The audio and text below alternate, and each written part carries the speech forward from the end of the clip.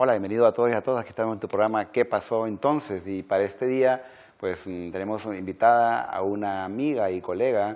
Ella es la licenciada Gabriela Sosa, licenciada en Ciencias Sociales de la Universidad Pedagógica Nacional, que la hemos invitado para este programa. ¿Cómo está, licenciada? Muchas gracias, Arnulfo. Muy bien. Muy feliz de estar aquí en estos programas. Es la primera vez que participo en un programa de televisión en el área de historia, así es que estoy muy contenta de acompañarlos. Bien, pues vamos a hablar hoy día un tema interesante en relación siempre a los mayas, y es el tema de la Plaza de la Escalinata y del campo de pelota. Hemos tenido, este es nuestro quinto programa en relación a este tema que es tan amplio. Realmente los mayas de Copán son tan amplios que podemos estar hablando varios meses del mismo tema. Y pues lo importante del tema que hoy vamos a hablar acerca de la escalinata y el campo de pelota es que esta zona, Gabriela, es una zona en la que era para uso público. Es decir, ya en los programas anteriores habríamos hablado acerca de la Acrópolis y zonas para uso privado, para nobleza, pero aquí tenemos, por ejemplo, en la imagen, la Plaza de la Escalinata, el juego de pelota que está marcado en la imagen. Como les decía, es para uso público. Era eventos que el rey era parte del mismo, pero no estaba, como dicen, junto, pero no estaba tan revuelto con el pueblo, estaba siempre separado del mismo pueblo. Y es una plaza que había mucho movimiento, tanto comercial, intercambio comercial, tantos eventos políticos, religiosos, y según la evidencia, pues era muy utilizada. Todo lo que es Copán estaba con un piso que se llama el piso de estuco, que es el cal con arena, la combinación de cal con arena con tierra, y es una zona en la que sí había una población, se movía mucho la población. Recordemos que en Copán la población era aproximadamente de 25.000 habitantes, según la evidencia arqueológica, y esto hace suponer que para la construcción de la misma tuvo que haber una gran cantidad de personas laborando en la construcción de esta escalinata. Bien, fíjense que, Arnulfo, cuando usted me pidió que viniéramos a platicar un poquito sobre la escalinata de jeroglíficos de Copán y más adelante del campo de pelota, yo creo que el primer recuerdo que me vino a la cabeza fue que cuando yo era joven, una de las cosas que me interesó de Copán Ruinas cuando lo visité es que precisamente por la escalinata de jeroglíficos la UNESCO había declarado Patrimonio Cultural del Mundo, de la humanidad, mejor dicho, Copán Ruinas. Entonces, cuando yo visité por primera vez Copán, uno de los mayores atractivos para mí era precisamente esa escalinata. En la actualidad, la escalinata obviamente está en una investigación permanente y nos da muchísimos datos de la misma cultura, de las mismas dinastías que tuvo Copán. Así es que yo creo que uno de los principales baluartes que tenemos los hondureños en nuestra nación. Hemos venido comentando, Gabriela, referente a que los mayas construían sobre construcción. Aquí en la imagen tenemos un perfil de la escalinata de los jeroglíficos, donde aparecen desde la primera construcción del año 480 después de Cristo hasta lo que es el 740 después de Cristo, incluso en la última versión de la escalinata. Esto nos dice que dentro de la escalinata se encuentran aproximadamente 3 más, pero los mayas construían sobre construcción. Y en medio, ahí tenemos lo que se le conoce como una tumba encontrada, una cripta que data del año 695 después de Cristo. Entonces, la base de la escalinata comienza en el 480 después de Cristo hasta lo que es el 700 después de Cristo. Entonces nos dice que hubo una ocupación importante, interesante dentro de esta misma escalinata. ¿Y cuál era el sentido político? Era una escalinata dinástica en la cual nos cuenta la historia de los últimos 6 reyes de Copán. Es como estar recordando lo que los reyes hicieron en épocas anteriores, porque para los mayas era muy importante llamar el espíritu de sus ancestros y traer lo que ellos hicieron, y para tomar una decisión importante, para algún ritual, siempre eran parte los ancestros de sus proyectos de desarrollo. Arnulfo, ahora que me estás enseñando estas imágenes, yo tengo una pregunta porque yo no tengo la profundidad en los temas como los historiadores, pues yo soy licenciada en sociales, claro que abordo y estudio estos temas, pero según las imágenes nos estás diciendo de que los mayas construían encima de otras estructuras.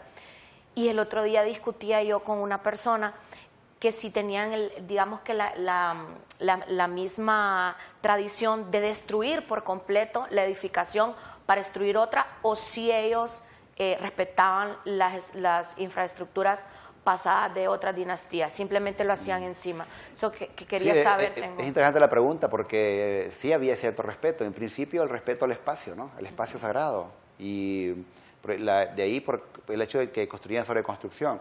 Lo que hacían era que, por lo menos en el caso de Copán, que es el caso que más conocemos y hemos estudiado, lo que hacían era que derribaban la parte superior de la estructura del edificio y eso les servía como un basamento, ¿verdad?, para hacerlo más grande. Es decir, que exactamente, ellos construían, por así decirlo, encima de la construcción anterior y solo derribaban la parte superior, ¿verdad?, que había. Por ejemplo, aquí tenemos los diferentes hallazgos arqueológicos que se han encontrado en el corazón de la escalinata. Esas son cabezas de guacamaya. Entonces, cuando se estaba buscando la pared original de la escalinata, ahí es ya en los túneles donde la gente quiere entrar y no puede, pues ahí miramos algo que está quemado. Esto nos dice en el trabajo arqueológico que pues hubo alguna especie de algún ritual, quemaron algo, pero que nos da también la pauta de que más allá hay algo. Entonces, eso fue parte del material que utilizaron como relleno, lo que comentábamos, de la escalinata anterior. Esas cabezas de guacamaya, hemos encontrado pequeñas estelas, y al avanzar en las excavaciones, como ahí estamos en el corazón de la escalinata, vamos a observar otros elementos decorativos. Incluso ahí también hay tiestos o pedazos de vasijas, de cerámica, y podemos observar en el lado derecho una línea de piedras. Esa es parte de las primeras versiones de la escalinata. Y esto es vamos a ver en la siguiente imagen el avance. Esta es la famosa cripta que se encontró, ¿verdad? La tumba. Si lo observa, Gaby, esto tiene una forma, pues, que lo llaman talud tablero, exactamente. Sí, como piramidal la típica construcción funeraria, ¿no? Entonces, aquí, como estamos en el corazón de la escalinata de los jeroglíficos de Copán, pues lo que se procedió fue básicamente, esto es un trabajo de excavación, se procedió a limpiar, bueno, la zona. Al encontrar acá y la forma que tiene la tumba, quiere decir que pertenece a un personaje importante, ¿no? Y aparte de eso, está en el centro o en el corazón de la escalinata. Ya en otras oportunidades habíamos hablado en la Plaza Occidental que estaba ahí los restos del primer rey de Copán, y aquí, según la evidencia arqueológica, estaban los restos de un rey conocido como Buchan, un rey que era el rey número 11 en Copán y llegó al poder a los 15 años, que lo hemos comentado en otras plazas. Aquí, por ejemplo, lo observamos, miren, ya después de que se procede a limpiar la tumba. Arnulfo, y en estos sitios arqueológicos donde pues obviamente se encontraron estos importantes descubrimientos, estaba investigando sobre diferentes esculturas que se encontraron precisamente en la escalinata de jeroglíficos, y yo quería saber qué tan cierto era que una escultura de 18 conejos está todavía en el Museo Peabody de la Universidad de Harvard en los Estados Unidos, y que el Estado de Honduras pues prácticamente ha estado reclamando que se devuelva esa escultura. Yo en verdad no sé si esta es una información verdadera o... porque me imagino que va a haber muchísimas cosas valiosísimas en estos lugares, ¿no? Definitivamente. Recordemos que Copán ha tenido pues una evolución en sus excavaciones. Ya a partir de los años 70 se empieza a hacer arqueología moderna como tal. Pero más o menos para 1900 hay convenios con universidades extranjeras donde pues literalmente van 50% para Honduras de lo descubierto y 50% para estas universidades. Y claro, este museo de la Universidad de Harvard, que ellos hicieron muchas expediciones, muchas excavaciones en Copán, se quedaron con ese 50%. Se ha querido traer de nuevo estos artefactos, pero es casi imposible. Por ejemplo, aquí en la tumba, hablando un poco de artefactos, miramos una cerámica que le llaman policromada, que tiene diferentes colores, tiene decoración interna, decoración externa. Esto quiere decir que era para uso ritual. Esto ya es el corazón de la tumba, de la tumba real que comentamos que está en la escalinata de los jeroglíficos. Observemos ahí el nicho en el lado izquierdo, hay una pequeña fractura o ruptura, quiere decir que hubo algún temblor o algún momento sísmico por ahí, y miramos que las vasijas están en el nicho, y todos están dispersos en una gran cantidad de huesos. Esa es la evidencia de una tumba real en Copán, y estaban pintadas en color rojo. La pared estaba pues repellada con estuco y luego después pintadas en color rojo, que tiene que ver mucho con la otra vida o la muerte. Recordemos que incluso los mayas los puntos cardinales los ponían de diferentes colores: el norte era blanco, el sur era amarillo, el este era de color rojo y el oeste de color negro. Entonces eso tiene que ver mucho con la cosmovisión, cómo ven ellos la vida de forma diferente. Y este hallazgo es interesante, importante, porque nos cuenta o nos dice que ellos sí creían en la otra vida. Sí, ¿verdad? Así Yo es. estaba, bueno, estudiando para venir a compartir con Arnulfo, estaba leyendo que, bueno, que la escalinata de jeroglíficos prácticamente es la evidencia escrita en jeroglíficos más importante de Mesoamérica, y que prácticamente nosotros ahí es donde podemos conocer a la cultura maya directamente, ¿verdad? Ahora, yo tengo entendido que en Honduras tenemos a varios lingüistas especializados en eso, pero bueno, yo estoy lejana a esa ciencia, ¿no? O a esa disciplina, pero en verdad es, como te dije al principio, Arnulfo, es un verdadero baluarte el que tenemos nosotros en Honduras con esa escalinata. O sea, yo creo de que es una de las digamos que evidencias históricas más importantes de toda Mesoamérica. Sí, son los epigrafistas los que se encargan de esa labor, por ejemplo, cuando aparecen esas diferentes escrituras jeroglíficas, aquí encontramos, esto es parte del descubrimiento o lo que estaba en la tumba real en la escalinata. Estos son tapaderas de incensario, y aquí está representando un rey de Copán, que lo hemos hablado en programas anteriores, Kinich Ahau Yaxcumo. Por los anteojos, es que uno lo reconoce, Así ¿no? es, incluso los arqueólogos estadounidenses le dicen el rey Ray-Ban, ¿no? Y este es un tapadero de incensario. De estos se encontraban varios, y podemos observar el siguiente, que pues era parte de la ofrenda mortuaria o funeraria de la persona que se encontró en el corazón de la escalinata. Como ellos creían en la otra vida, todo esto ellos pensaban que les iba a servir en la otra vida, ¿no? Y algunas de estas imágenes, como podemos ver, son personajes importantes con sus tocados, su decoración una especie de sombreros, que muchos representan pues deidades del otro mundo que o en la otra vida le van a servir. Arnulfo, y yo quiero que me cuente algo, si en estas tumbas se enterraban todas estas, digamos que artefactos para, digamos, uno se da cuenta de lo valioso del personaje de la tumba, pero quisiera saber si es cierto que se enterraban los esclavos con él, las mujeres con ellos también. Ok, la pregunta está interesante, pero vamos a contestársela después de la pausa, y queremos decirles que no nos cambien, que estamos en tu programa ¿Qué pasó entonces?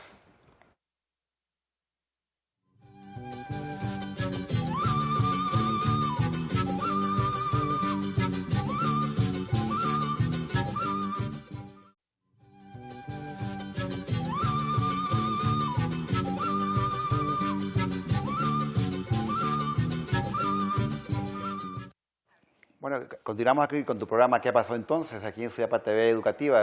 Estamos hablando del tema acerca de la plaza de la escalinata y el campo de pelota.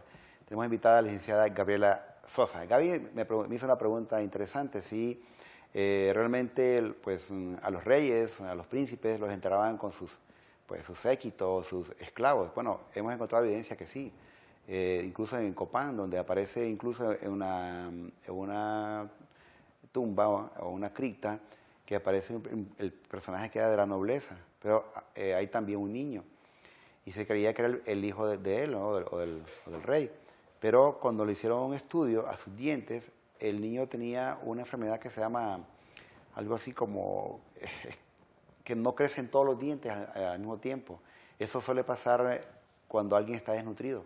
Entonces, eso nos dice que el niño era del pueblo. Un esclavo. Un esclavo. Entonces, no era el hijo del rey, porque entonces, ¿quién quedaba en el poder? Entonces, sí tenemos evidencia de que en algunos momentos eran enterrados con todo su séquito.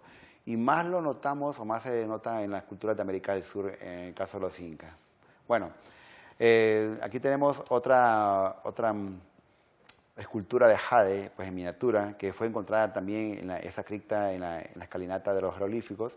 Siempre esa posición, esas manos, porque lo que sostienen es un bastón de mando o sostienen una serpiente dicéfala. Eso es muy típico, o una ofrenda de un personaje importante, en este caso de un rey. Preciosa la escultura.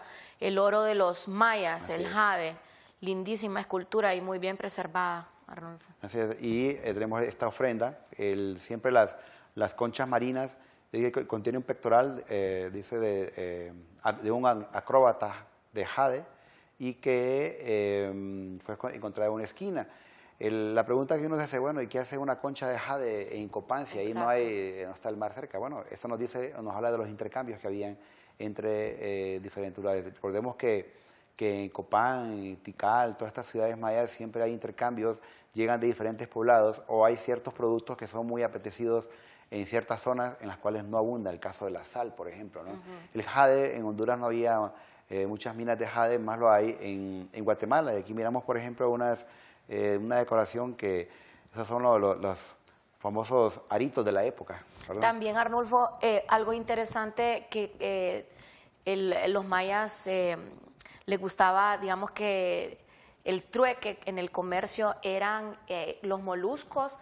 En el mar le gustaba la tinta para teñir sus textiles. Exacto. Entonces, me imagino que sí han de haber tenido muchísimo contacto con las comunidades indígenas de la costa de Honduras, sí, en las islas de la bahía, ¿verdad? Sí, hubo muchos intercambios. Por ejemplo, esa es una hacha ceremonial, le llaman también un excéntrico, es hecha de pedernal. Recordemos que el pedernal es una de las rocas más fuertes del mundo, y si lo observamos en forma más detallada, vamos a ver que son unas caras, que son personajes. Como perfiles, ¿verdad? Exactamente, perfiles y con una especie de tocado. Son personas que pues son del inframundo, del mundo de los muertos. Entonces, estas son ofrendas ceremoniales, ofrendas funerarias, que fueron encontradas también en el corazón de la escalinata de los jeroglíficos en Copán. Entonces, es un tipo de escultura muy fina, pero aparte de eso, el hecho de pulir, de esculpir un tipo de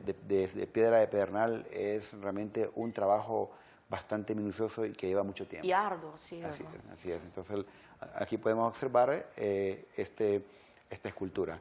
Bueno, al lado de la escalinata, Gaby, también se encuentra, como estamos hablando de zonas públicas, ¿verdad? Ahí hay eventos públicos, tenemos el gran juego de pelota, o el campo de pelota que se le conoce. Todas las ciudades mayas tenían un juego de pelota.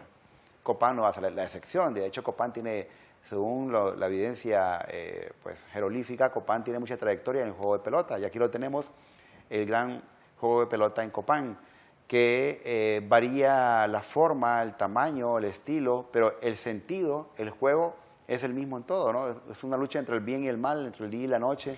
Es un juego ceremonial, es un juego religioso y también político. Tenemos evidencia de que apostaban también, ¿no? No es que, aparte de que era religioso, también apostaban. Y en Copán, por ejemplo, este juego de pelota, que es precioso realmente. Sí, estaba. En todo el mundo maya, miramos que tiene una forma como una especie de una I. Esa es la parte, como por así decirlo, de peligro, de juego.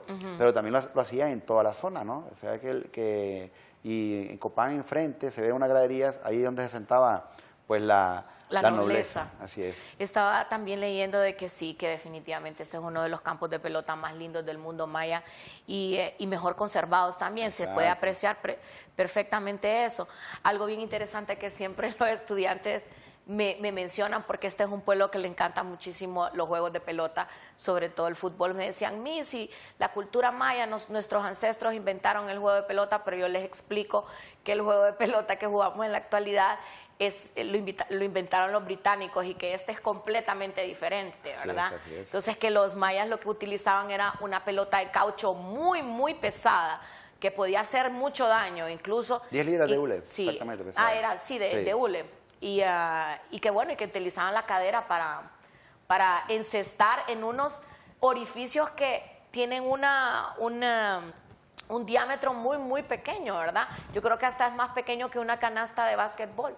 Y bueno, y como usted lo estaba explicando, Arnulfo, el que perdía o el que ganaba tenía un destino que no creo que le agradara muchísimo bueno, al público le agradaba, definitivamente, pero a los jugadores. Eso es otra cosa, Arnulfo. El que ganaba era el que se sacrificaba, ¿verdad? Bueno, ahí hay que discutirlo, tiene discusión. Ajá. Por ejemplo, tenemos acá dos personajes que representan el gran juego de pelota, Unampu y Balanqué. Entonces, es un juego mitológico, no tiene un significado histórico, político, deportivo, pero también mitológico. En el Popol Vuh, el libro sagrado de los mayas, habla acerca de Unampu y Balanqué, donde ellos eran muy buenos para el juego de pelota. Es una historia larga, pero más que todo, solo para poder entender mejor, estos dos personajes hicieron una hazaña heroica que le ganaron a los dioses del inframundo. Entonces, cuando en Copán o cualquier ciudad maya hacen el juego de pelota, pues están recordando la hazaña heroica de los dioses gemelos. Pues resulta que en esta imagen podemos observar, esto está pasando en el inframundo de los mayas, parte de lo que dice Popol Vuh, que los dioses gemelos jugaron y perdieron, entonces les cortaron la cabeza. A uno lo pusieron la cabeza en este árbol. Esta escena, repito, es en el inframundo. Y esta dama que aparece ahí es una dama, una princesa que es hija de uno de los dioses del inframundo. Viene ella y quiere conocer el árbol donde están las cabezas cortadas. Todos esos murieron jugando el juego de pelota. Entonces viene Unampu y le dice a ella que extienda su mano. Él echa un líquido desde su boca y esta dama sale embarazada. ¿Y sale embarazada de quién? Otra vez de los dioses gemelos, Unampu y Balanqué, que van a la revancha y se van a vengar de los dioses del inframundo y salen triunfando y ganan el juego de pelota. Y aquí aparecen Unampu y Balanqué como que triunfaron y le ganaron a los dioses del inframundo. Y después se convierten en ¿qué? En el sol y la luna. Entonces es todo un ritual y todos los mayas en este juego de pelota están como recordando la hazaña heroica de los dioses gemelos. Claro, hay toda una historia para ellos llegar a este encuentro con los dioses gemelos y salen triunfando del cuerpo de la serpiente. Arnulfo, y además lo quiero felicitar porque qué lindas pinturas tiene de esta, digamos que mitología, ¿no? Maya. Así es. Eso también me imagino de que es el valor artístico hondureño, ¿no? Sí, definitivamente. Muy lindos cuadros. Así es. Y esto es Honduras, pues esto pasó. Y miremos, por ejemplo, el campo de pelota. Como usted bien lo comentaba, Gaby, es uno de los más bellos del mundo maya. Pues esa es la última versión del campo de pelota, porque hemos hablado en otros programas anteriores, que invitamos al licenciado Roberto Ramírez, que los mayas construían sobre construcción. Entonces, esta es la última versión, y quien hizo la última versión fue el rey conocido como 18 Conejo, que este rey, el nombre completo de él era, se lo vamos a decir en maya. Vamos a ver, Arnulfo. Se llamaba Kinich Ajao Huachaclajún Ubal Cawil. Muy bien. Conocido como 18 Conejo. Este rey estuvo en el poder aproximadamente 42 años. O sea que este rey y su padre, que era Humo Jaguar, que estuvieron en el poder, entre los dos estuvieron 109 años, que esa fue la gran dinastía de Copán. Y aquí tenemos los marcadores del campo de pelota, que son guacamayas. Podemos encontrar, y como Copán pertenece al periodo clásico, el periodo máximo de desarrollo de los mayas, 250 al 900 después de Cristo, los campos de pelota eran con marcadores, y aquí observamos claramente las cabezas de guacamaya. Pues es probable, Gaby, que las veces que el balón daba en la cabeza de la guacamaya era el conteo de puntos, ¿no? Entonces, en Copán habían de esta guacamaya, siempre no vuelo, aproximadamente 32, 16 en cada sector. Esto nos dice pues que, como bien usted lo dijo, era uno de los campos de pelota más bellos de todo el mundo maya, ¿no? y que todavía hasta el día de hoy se preserva, ¿no? Los de la National Geographic hicieron una especie de, quisieron hacer una reproducción del juego. Al principio, en primera semana, había varios quebrados, porque Me sí, imagino. el juego es bastante fuerte, hay que protegerse, y como lo comentamos, el balón pesaba aproximadamente 10 libras de puro hule, o sea, lo sacaban del árbol de hule, lo calentaban como una especie lo reencauchaban, exactamente, y después usaban ese balón. Y el balón representaba el sol. Entonces, eso es lo que ellos reproducen. Y aquí, pues, la guacamaya, esa ave real, esa ave que traía el mensaje de los dioses. Símbolo de la fauna hondureña, y que cuando uno va llegando al parque, eso es lo que lo recibe a uno, de estas aves preciosas y que abundan todavía en nuestro país, por eso también hay que protegerlas.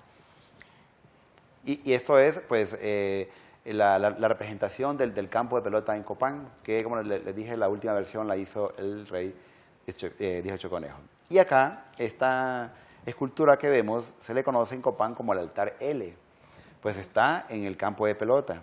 En el altar L aparece aquí un rey que no era parte de la dinastía, el rey 17. El rey se llamaba Usitoc. Quiere decir algo así como el rey de la piedra, el rey del pedernal. Este rey estuvo en el poder poco tiempo, más de 3 o 4 años, y fueron los últimos días de Copán. Esa escultura, Gaby, que mira ahí, fue terminada, o según la escultura, en el año 822 después de Cristo. Ya en el clásico tardío. Exacto, y ya prácticamente ahí ya Copán cesa todo tipo de construcción. Es la última escultura que hacen en Copán, de hecho está incompleta. O sea, que no la terminaron. No la terminaron. Probablemente el escultor o los escultores, no, aquí esto ya terminó, vámonos.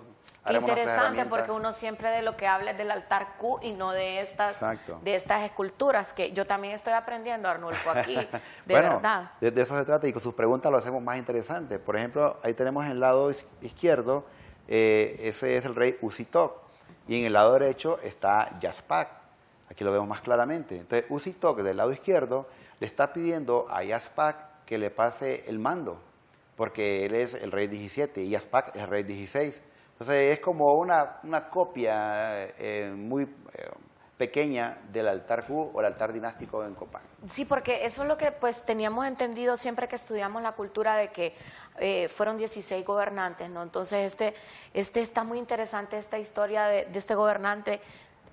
Es la primera vez que escucho, y qué bonito ver que, bueno, que la escultura no fue terminada, pero da evidencia precisamente de que sería en verdad el último rey y no Yazpac, ¿verdad? Bueno, y aquí casi para concluir tenemos parte de la evidencia del material de relleno de la escalinata. Ahí se mira una cabeza de guacamaya que probablemente era utilizado antiguamente como marcador en el campo de pelota en Copán. O sea que ahí toda pieza que encontramos tiene que ver o tiene relación con algunos elementos, aunque incluso hay muchas piezas, en Copán es todo mosaico, hay cultura, hay muchas piezas que los arqueólogos le han puesto el código de SDS. SDS quiere decir, solo Dios sabe. Solo Dios sabe. A dónde iban esas esculturas. Realmente bien. es un trabajo escultórico importante en Copán. Bueno, hoy día hemos hablado acerca de la Plaza de la Escalinata, del campo de pelota en Copán, y queremos pues siempre invitarte que formes parte de nuestros próximos programas aquí en ¿Qué pasó entonces? Y que nos escribas a ¿qué pasó entonces? _STVE@telebasica.com para tus sugerencias y comentarios. Estuve con la licenciada Gabriela Sosa, que nos acompañó para este día a hablar de esta escalinata. El mensaje final. Bueno, solamente decirle a nuestros compatriotas que nos eduquemos todos, que el conocimiento nos va a dar el desarrollo, el valor. Quiero felicitar en verdad a este programa, porque de eso se trata, de informarnos, de educarnos, y bueno, estamos a la orden siempre para cualquier otra invitación. Muchísimas gracias. Amigos, gracias por habernos visto. Nos vemos en la próxima. Hasta pronto.